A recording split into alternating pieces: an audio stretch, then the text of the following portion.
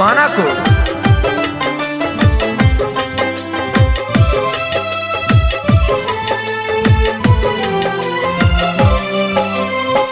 भइल बाटे बाउर भाई जिराहुर खाइल चाहता रे तहसलह के चाउरी। भइल बाटे बाहुर भाई जिराहुर खाइल चाहता रे तहसलह के चाउरी। बोली जब झाड़ के टप टप रोहता इहे राजा भाई हिराउरी सुतला में टोहता। एह सैया भाई हिराउरी सुतला में टोहता।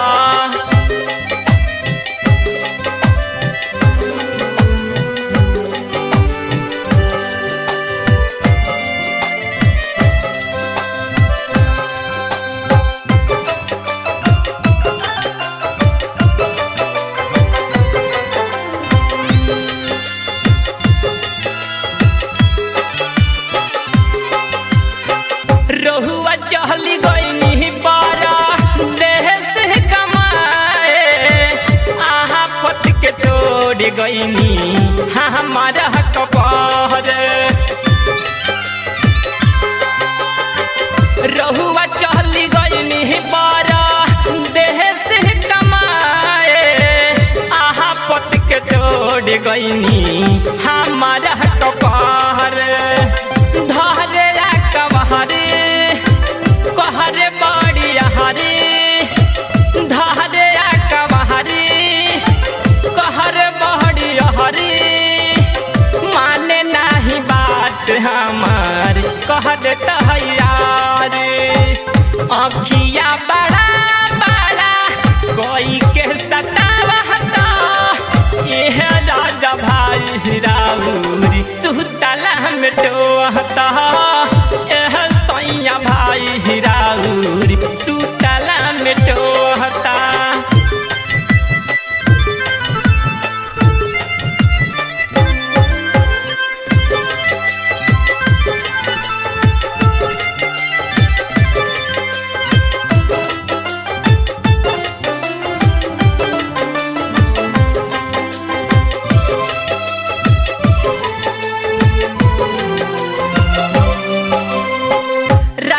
रह कले सरा जदे आके समझाई नहीं तो चूल्हिया में लावा ना लगाए।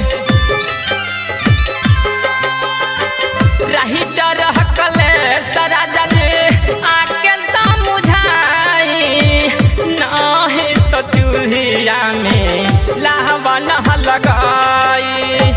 कहला पर न महने एने ओने या कहने कहला पर न महने एने ओने या कहने खोली देहला साड़ी देवरा कहे केहू न जाने।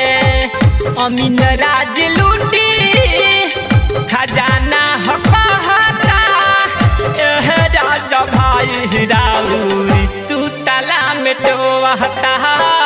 एह सैया भाई हिराउरी सुतला में टोहता।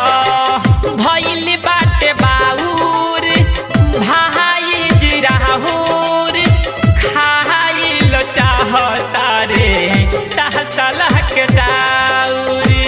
भइल बाटे बाहुर भाई जिराहुर खाइल चाहता रे तहसलह के चाउरी।